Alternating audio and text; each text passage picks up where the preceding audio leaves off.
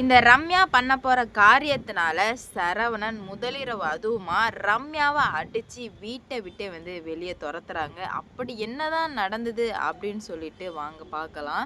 இப்போ என்ன நடந்துட்டுருக்கு அப்படின்னு பார்த்தீங்கன்னா, ரம்யா ரொம்பவே வந்து மோசமாக கெட்ட எண்ணத்தோட எல்லாமே வந்து பண்ணிட்டு இருந்துட்டுருக்கா. அப்போ தான் வந்து ரம்யாவுக்கு ஒரு விஷயம் தெளிவாக புரிய வருது. இதுலேருந்து எப்படியாச்சும் வந்து எஸ்கேப் ஆகே ஆகணும், இல்லைன்னா வந்து மிகப்பெரிய பிரச்சனையெல்லாம் வரும் அப்படின்ற மாதிரி தெளிவாக வந்து அவங்களுக்கு தெரிய வந்துடுச்சு. ஆனாலுமே வந்து எஸ்கேப் ஆகிறதுக்கு வேற வழியே கிடையாது. நாலா பக்கமும் கேட்டு போட்ட மாதிரி ரம்யாவுக்கு இப்போ ஆனதுனால ரம்யாவில் தப்பிக்கவும் முடியல. என்ன பண்ணுறதுன்னு சுத்தமாக வந்து தெரியவே இல்லை. இதில் பத்தாததுக்கு அண்ணன் வேற நம்ம ரம்யாவை நல்லா சிறப்பாக செஞ்சு விட்டு அனுப்பதுனால ரம்யா பயங்கர கோபத்தோடு இருந்துகிட்ருக்கா. அந்த கோபத்தோடே உள்ளே போகவுமே சரவணன் வந்து வாங்க மேடம் அப்படின்ற மாதிரி சொல்லவுமே ரம்யா வந்துட்டு மூஞ்ச உருன்னு வச்சுக்கிட்டு பேசவும் இல்லை, போகவும் இல்லை. உடனே போய் படுத்து தூங்கிடுறாங்க. என்ன மேடம் படுத்து தூங்குறீங்க அப்படின்ற மாதிரி கேட்க, வேற என்ன சரவணன் பண்ணணும் அப்படின்ற மாதிரி கேட்க, மேடம் நம்மளுக்கு கல்யாணம் ஆயிருக்கு, உங்களுக்கு தெரியுதா இல்லையா அப்படின்ற மாதிரி கேட்கவுமே, ஆகட்டும் ஆகியிருந்தா என்ன, நான் கண்டிஷன் போட்டு தானே கல்யாணம் பண்ணேன், இல்லை உன்னை ஏமாற்றி கல்யாணம் பண்ணேன், என்ன உங்கள் குடும்பத்தில் உள்ள எல்லாருமே ரொம்பவே வந்து ஓவராக பண்ணிகிட்ருக்கீங்க அப்படின்ற மாதிரி சொல்லவுமே சரவணனுக்கு கோவம் வந்துடுச்சு.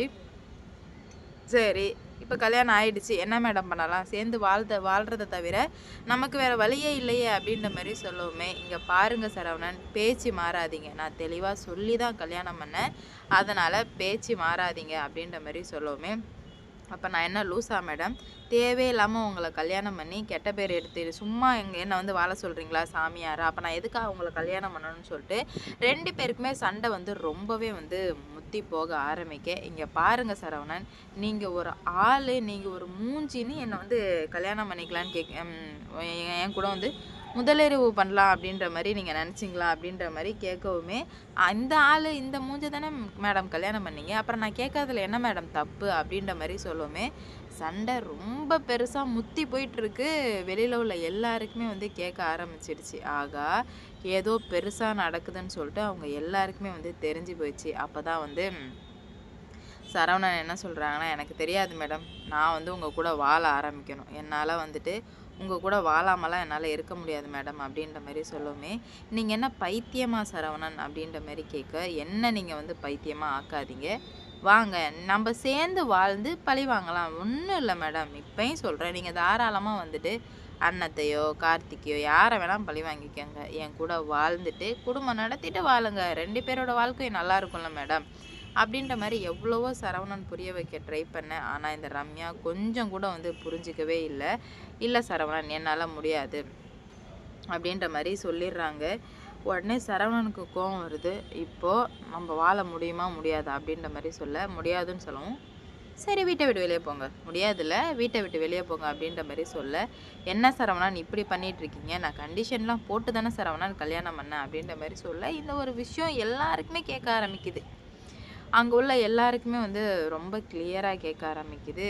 இந்த மாதிரி இங்கே நடக்கிறது போகிறது எல்லாமே கிளியராக கேட்க ஆரம்பிக்கவுமே ஒன்றுமே புரியல அங்கே உள்ள எல்லாருக்குமே. அப்போ தான் வந்து அண்ணன் சொல்கிறாங்க, சின்னத்தான் என்ன சண்டை வந்தாலும் போனாலும் நீங்கள் போகக்கூடாது, நம்ம ஏன் போகணும், நீங்கள் போகக்கூடாது அப்படின்ற மாதிரி சொல்ல, இல்லை அண்ணன் போய் பார்க்கணும் தானே அப்படின்ற மாதிரி சொல்ல, நம்ம எதையும் பார்க்க வேணாம், எது நடக்கணுமோ அது ஆட்டோமேட்டிக்காக தெளிவாக நடக்கும், நீங்கள் வந்து எதுவுமே வந்து பண்ணாதீங்க சின்னத்தான் அப்படின்ற மாதிரி சொல்லிடுறாங்க.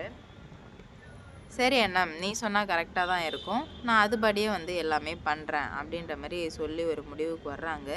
இருந்தாலுமே மனசு ஆற மாட்டுது நம்ம அண்ணத்துக்கு. என்னடா இது இப்படியே நடந்துட்டு இருந்தால் நம்ம என்னதான் பண்ணுறது அப்படின்னு சொல்லிட்டு சரவணன் என்ன பண்ணுறாரு, ஓங்கி ஒரு அறை விட்டு வீட்டை விட்டு வெளியே போ, இதுக்கு மேலே இந்த வீட்டில் உனக்கு இடமே கிடையாது, இந்த வீட்டை விட்டு நீ வெளியே போய்கிட்டே இருக்கலாம் அப்படின்ற மாதிரி சொன்னதுமே, தப்பு பண்ணுறீங்க சரவணன், ரொம்ப பெரிய தப்பு பண்ணுறீங்க அப்படின்ற மாதிரி சொல்ல, என்னடி தப்பு பண்ணுறாங்கன்னு ஓங்கி கன்னத்தில் விட்டாங்க பாருங்க, அவ்வளோதான் மொத்த கதையும் முடிச்சு விட்டாங்க போங்க அப்படின்ற மாதிரி மொத்தமாக வந்து முடிச்சு விட்டாங்க. அதுலேருந்து வெளியே வரவும் முடியல, ஒன்றும் பண்ணவும் முடியல, என்ன பண்ணுறது போகிறதுன்னு சொல்லிட்டு சுத்தமாக வந்து புரியாமல் பிளாங்காகி நிற்கிறாங்க. இல்லை இப்படி நடக்கவே கூடாது, இப்படி நான் நடக்கவும் விடமாட்டேன் அப்படின்ற மாதிரி ஒத்த காலில் நின்றுட்டுருக்காங்க. என்ன தான் நடந்தாலும் போனாலும் கண்டிப்பாக உன்னை நான் விட போகிறது கிடையாது அப்படின்ற மாதிரி சொல்லி ஒரு முடிவுக்கு வரவே, ஏதோ தப்பு நடக்குது, இந்த தப்பை நம்ம இப்படியே நடக்க விட்டோம்னா பிரச்சனைகள் வேற மாதிரி உருவெடுக்க ஆரம்பிச்சிடும் அப்படின்ற மாதிரி சரவணன் வந்து இதுக்கு அம்மா என்னால் இவ்வளோ கூட வாழ முடியாது. அப்போ வந்து அப்போ நான் வாழாமல் நான் எதுக்காகமா நான் வந்து இவ்வளோ கல்யாணம் பண்ணிட்டு வந்தேன் அப்படின்ற மாதிரி மேடம்லாம் சொல்ல மரியாதை இல்லாமல் சரவணன் தைக்க வைக்க, இங்கே பாருங்க மரியாதையாக பேசுங்க அப்படின்ற மாதிரி சொல்ல, உனக்கு என்னடி மரியாதை, இதுக்கு மேலே உனக்கு என்னத்துக்காக மரியாதை கொடுக்கணும், என்ன ஆனாலும் போனாலும் உனக்கு எந்த மரியாதையும் எப்போதும் என்னால் கொடுக்க முடியாது அப்படின்ற மாதிரி சொல்லி ஒரு முடிவுக்கு வர ரொம்ப வந்து குழப்பத்தோடு இருந்துகிட்ருக்காங்க. ஏன்னா என்ன நடக்குது போகுதுன்னு அவங்களுக்கும் புரியல. இது ஆனால் அன்னத்துக்கும் கார்த்திக்கும் சண்முகத்துக்கும் ரொம்பவே ஹாப்பியாக இருக்குது. அப்பாடா, இதுக்கு மேலே வந்து என் புள்ள வாழ்க்கை நல்லா இருக்கும், இதுக்கு மேலே எந்த பிரச்சனையும் இல்லாமல் என் புள்ள நல்லா வாழுவான் அப்படின்ற மாதிரி சண்முகத்துக்கு ஒரு தைரியம் வந்துடுச்சு. இதனால் என்ன நடக்க போகுது, ஏது நடக்க போகுது அப்படின்னு சொல்லிட்டு வெயிட் பண்ணி பார்க்கலாம்.